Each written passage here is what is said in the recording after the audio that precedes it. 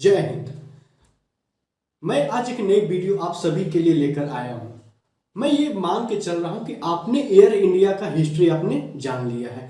मैं इस वीडियो में एयर इंडिया का हिस्ट्री नहीं बताऊंगा, मैं ये बताऊंगा कि एयर इंडिया के साथ ऐसा क्या किया गया, सरकार ने ऐसी क्या क्या गलतियां की जिसकी वजह से आज एयर इंडिया को बेचना पड़ा। हम क्रोनोलॉजी से समझेंगे कि कैसे कैसे सरकार ने और कहां कहां पे सरकार ने गलतियां की जिसकी वजह से एयर इंडिया पे इतना बड़ा इंटरेस्ट बढ़ गया। तो चलिए शुरू करते हैं। एयर इंडिया की बात शुरू करने से पहले मैं एक कहानी के जरिए आपको कुछ समझाना चाहता हूं। कहानी है डीटीसी बस जो दिल्ली में इंट्रोड्यूस हुआ था। डीटीसी बस प्राइवेट ऑपरेटर के मुकाबले वो ज़्यादा लग्जरी और ज़्यादा साफ सुथरी रहती थी, लेकिन देखा गया कि प्राइवेट ऑपरेटर की बस फुल रहती है, डीटीसी भाई क्यों खाली रहती है। इसके पीछे कुछ पड़ताल की गई। उस पड़ताल में ये पता चला कि प्राइवेट ऑपरेटर एक इनोवेशन निकाला। उन्होंने क्या किया कि जितने भी रूट हैं, जितनी भी डीटीसी बसें चलती थी, उसके ड्राइवर को उन लोग पैसा देना शुरू किया। पैसा इसलिए देते थे कि जितने भी प्राइवेट ऑपरेटर के बस हैं पीछे चले या लेट चले, जिसकी वजह से प्राइवेट ऑपरेटर की बस आगे चली जाती थी, तो जितने भी पैसेंजर को प्राइवेट ऑपरेटर की बसों में बैठ जाते थे वहीं डीटीसी पीछे से आती थी तो उनकी बसें खाली रह जाती थी। इससे किसको फायदा हुआ? डीटीसी के जो ड्राइवर थे उनको, उनका सरकारी नौकरी था, उनको सैलरी मिल ही रहा था, ऊपर से साइड बिजनेस भी उन लोग का शुरू हो। तो इस कहानी के जरिए ही मैं आपको एयर इंडिया की कहानी समझाऊंगा। इस कहानी को शुरू करने से पहले सबसे पहले हम एयर इंडिया का बैलेंस शीट देखते हैं। बैलेंस शीट आप देखिएगा तो उसमें देखिएगा कि एयर इंडिया के ऊपर करीबन 58,000 करोड़ का कर्ज है। तो भाई ये कर्ज हुआ कैसे, इसको पहले हम लोग क्रोनोलॉजी से समझेंगे कि इतना बड़ा कर्ज एयर इंडिया पे कैसे हो गया। 2006-07 की बात है। जितने भी एयरलाइन कंपनियां थी इंडिया में, उन्होंने टोटल मिलाकर 40 एयरक्राफ्टों को ऑर्डर किया। वहीं पे एयर इंडिया ने अकेले 50 एयरक्राफ्टों को ऑर्डर दिया, क्योंकि उस समय यह माना जाता था कि जो एयरक्राफ्ट खरीदने से बेहतर है उसको लीज पे ले लिया जाए। उससे क्या था कि कॉस्ट भी बचता था और लोन लेने का जरूरत नहीं पड़ता था।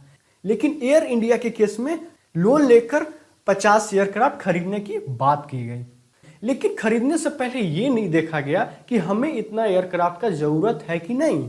पैसेंजर सर्वे नहीं किया गया। वहीं पे अगर हम 50 एयरक्राफ्ट खरीदते हैं तो उसको उड़ाने के लिए, उसको रखने के लिए हमारे पास पर्याप्त संसाधन है, लेकिन वो नहीं देखा गया। 2007-09 में एक कैग की रिपोर्ट निकली। देखा गया कि 2007 से 9 के बीच में 10 एयरक्राफ्ट को ग्राउंड पे ही रखा गया, क्योंकि इंफ्रास्ट्रक्चर उतना डेवलप ही नहीं था, जिससे एयर इंडिया को 840 करोड़ का नुकसान हुआ। उस समय के प्रफुल्ल पटेल एविएशन मिनिस्टर थे। अब हम 2012 में बढ़ते हैं। एयर इंडिया का लॉसेस का सिलसिला चलता रहा। उसके बाद प्रफुल्ल पटेल को हटाकर अजित सिंह को एविएशन मिनिस्टर बनाया गया। उन्होंने एयर इंडिया का रीस्ट्रक्चरिंग की बात की। उसमें सबसे पहले क्या किया गया कि बाइलेटरल एग्रीमेंट के जरिए जितने भी प्रॉफिटेबल इंटरनेशनल रूट थे वो फॉरेन प्लेयर को दे दिया गया। यहाँ पे एयर इंडिया का नुकसान हुआ, पहले से इतना नुकसान में चल रही थी, एक और उसके लिए झटका हो गया। उसके बाद 90 न्यू एयरक्राफ्ट और खरीदने की बात की गई। गौर कीजिएगा, 50 पहले, 90 फिर लोन लेकर ही खरीदा गया है। लेकिन इसके पीछे किसी को लॉजिक समझ में नहीं है कि भाई क्यों खरीदना पड़ रहा है, और उस समय के प्रेस में भी उतना इस बारे में बात नहीं चल रही थी। उसके बाद मैं एक आपको आर्टिकल शेयर करता हूँ, उस आर्टिकल को आपको पढ़िएगा। मैं उसका ओवरव्यू दे रहा हूँ। एयर इंडिया का जो रीस्ट्रक्चरिंग किया जा रहा था, उसमें जो पीएसयू हैं, जो पब्लिक सेक्टर बैंक हैं, उनको जो भी एयर इंडिया का लॉसेस था उसको भरपाई करने की बात की गई।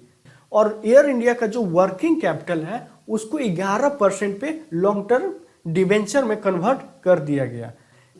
एयर इंडिया पहले ही टैक्स पेयर के मनी को खा रही थी, अब पीएसयू बैंक की भी बारी आ गई। अब कुछ लोगों के मन में सवाल आ रहा हो कि भाई खरीद रहे हैं एयरक्राफ्ट, तो इसमें दिक्कत क्या है? दिक्कत ये है कि इतना बड़ा पैसा लेकर क्या खरीदना चाहिए था? क्या फेवरेबल प्राइस पे उसको खरीदा गया? सरकार के पक्ष में वो फेवरेबल प्राइस था कि वो जो कंपनियां बेच रही हैं उसके पक्ष में फेवरेबल प्राइस है? और ये भी देखा गया कि अगर एयरक्राफ्ट कंपनियां डिले करती हैं प्लेन डिलीवर करने में उस पर कोई, लेकिन एयर इंडिया का इंटरेस्ट रेट बढ़ रहा है। और अब आपको एक नया नज़रिए से कुछ मैं दिखाना चाहता हूँ। अगर मान लीजिए कि एयर इंडिया का डेब्ट 0 है, फिर भी एयर इंडिया प्रॉफिट में नहीं आ सकता था। इसके लिए मैं आपको 2 एग्जाम्पल देता हूँ। अगर आप इंडिगो को लीजिए और एयर इंडिया को लीजिए, इंडिगो को 100 रुपया कमाने के लिए 85 रुपया खर्च करना पड़ता था, वहीं पे एयर इंडिया को 100 रुपया कमाने के लिए 103 रुपया खर्च करना पड़ता था। प्रॉफिट में तो एयर इंडिया आ ही नहीं सकती है। उसके बाद अब एक बात और है कि एयर इंडिया का तो अपना प्लेन है, वो तो लीज पे लिया नहीं है, तो उसको तो पैसा तो चुकाना नहीं है, फिर उसको 100 रुपया कमाने के लिए 103 रुपया खर्च करना पड़ रहा है। अब फिर मैं समझाता हूँ कि 103 रुपया क्यों लग रहा है।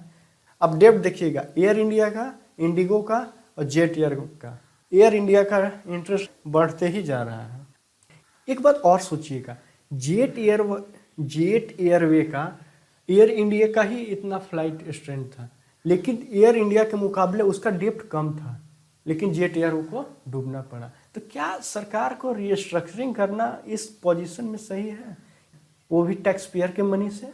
गौर कीजिएगा। अब मैं आपको समझाता हूँ कि इतना खर्च एयर इंडिया का होता क्यों था, एम्प्लॉय स्ट्रेंथ का और उन पे खर्चों का। इसमें हम 3 एग्जाम्पल लेते हैं, लुफ्थांसा, सिंगापुर एयरलाइन और एयर इंडिया। एयर इंडिया में एक एयरक्राफ्ट चलाने के लिए 221 एम्प्लॉय लगते थे, लुफ्थांसा में 127 लगते थे, वहीं पे सिंगापुर एयरलाइन में 140 लगते थे। गौर कीजिएगा डिफरेंस। एयर इंडिया में लोगों को हायर उसकी कॉम्पिटेंस के लिए नहीं होता था, उन लोगों का हायर होता था कि उसका पॉलिटिकल बॉसों की उससे कनेक्शन है कि नहीं। अब बेवजह एम्प्लॉय का संख्या बढ़ाते गए। उसके बाद है सैलरी पे आते हैं। अगर इंडिगो और एयर इंडिया में तुलना करते हैं, जो एयर इंडिया का पर इनम एम्प्लॉय कॉस्ट है वो 21 लाख है, वहीं पे कैबिन अटेंडेंट का जो कॉस्ट है वो 24 लाख है। वहीं पे इंडिगो की बात करें तो उनका एवरेज एम्प्लॉय कॉस्ट 14 लाख है और कैबिन अटेंडेंट का मात्र 6.1 लाख ही खर्च है। एयर इंडिया का एम्प्लॉय का खर्चा इंडिगो से 4 गुना ज़्यादा है, तो भाई एक्सपेंस बढ़ेगा ही। एयर इंडिया महाराजा रहे चाहे नहीं रहे, एयर इंडिया के एम्प्लॉय जरूर महाराजा थे, उनका मनमर्जी एयर इंडिया में चलता था। तीसरा रीजन पे आते हैं सर्विस। अब एयर इंडिया में इतना एम्प्लॉय हैं तो भाई सर्विस तो वर्ल्ड क्लास होना चाहिए, लेकिन होता था इसका जस्ट उल्टा। एयर इंडिया का जो टाइम स्लॉट था वो सबसे बुरा था, उसमें सबसे कम लोग आते थे।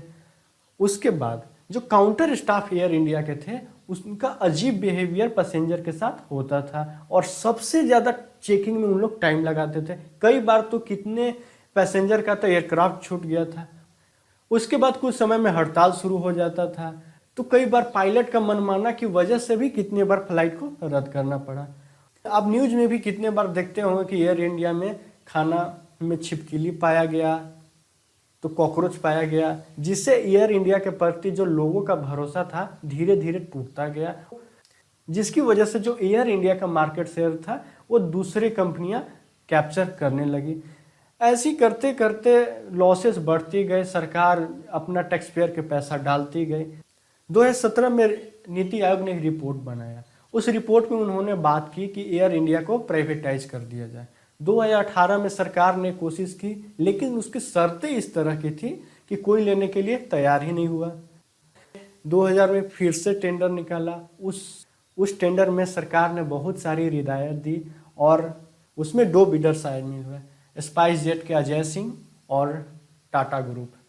फाइनली 18,000 करोड़ में एयर इंडिया को टाटा को दे दिया गया। ये टाटा ग्रुप के लिए काफ़ी ज़्यादा इमोशनल मोमेंट रहा। रतन टाटा ने भी इस पर ट्वीट किया और जहाँ से महाराजा आए थे महाराजा वहीं वापस चले गए। और बस हम ये आशा करते हैं कि जिस ग्लोरी और जिस रुतबे के लिए एयर इंडिया पूरी दुनिया में मशहूर थी वो दिन वापस आ जाए। तो आशा करता हूँ दोस्तों आपको ये वीडियो अच्छी लगी होगी, तो इस चैनल को लाइक शेयर सब्सक्राइब जरूर कीजिएगा और इसी तरह का वीडियो आपके लिए मैं लेके आते रहूँगा। Thank you.